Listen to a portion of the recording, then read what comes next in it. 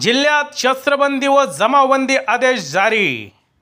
जिल्ह्यातील कायदा व सुव्यवस्था अबाधित राखण्यासाठी जिल्हाधिकारी तथा जिल्हा दंडाधिकारी सिद्धाराम सालीमठ यांनी मुंबई पोलीस अधिनियम 1951 चे कलम 37(1)(3) अन्वये 19 सप्टेंबर 2024 रोजी रात्री 12 वाजेपर्यंत शस्त्र व जमावबंदी आदेश जारी केला आहे।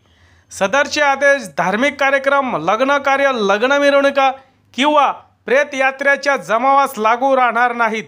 तसेच हा आदेश पोलीस अधिकारी, कामावर असलेल्या इतर शासकीय अधिकारी, कर्मचारी यांना सभा अगर मिरवणुका काढण्यास रीतसर परवानगी घेतलेली असलेल्या व्यक्तींना लागू नाही।